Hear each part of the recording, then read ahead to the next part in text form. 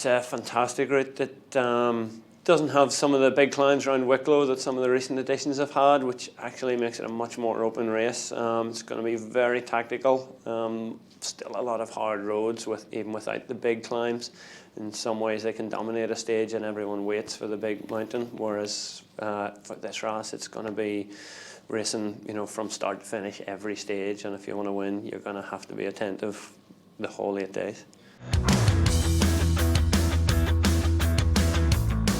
It could be lost on any day of the 8, and again it can be won on seconds, bonus seconds on the first day. It could be a very close race. I mean, we've had races recently with 15, 16 guys within 1 minute at the end of the week, and I could see it definitely being one of those races where there's a lot of guys fighting over seconds. I always love the big climbs, but this also, that style of racing, yes, where it is very tactical and very aggressive, it's enjoyable racing to do. The speed will be high. I mean, normally you have 100-mile stages being done in 4 hours. There'll probably be some in this race with the wind being right. They could be done in 3 hours. It could be that fast if we get the right winds and the right conditions. It's a challenge for a first-time race rider.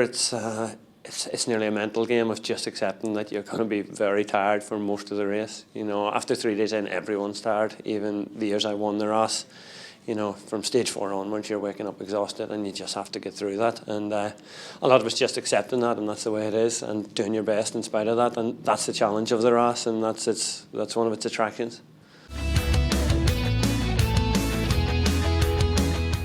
For any Irish rider, the race is always, it has a special place in your heart. It has its own identity, its own culture. It's always been hugely supported by the Irish people.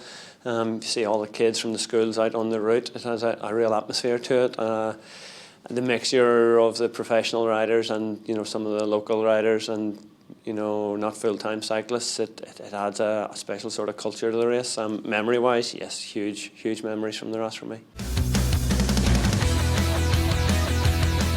I'd come close on a number of occasions. I'd been second in the race, fifth in the race. I'd won stages nearly every year I've participated. I'd won the points jersey, I'd won the King of the Mountains jersey, but I just hadn't actually managed to win the yellow. So to finally, bring that home, it was great, and to do it, riding for the Irish national team was really special as well. With some really good teammates, with David O'Loughlin, Tommy Evans.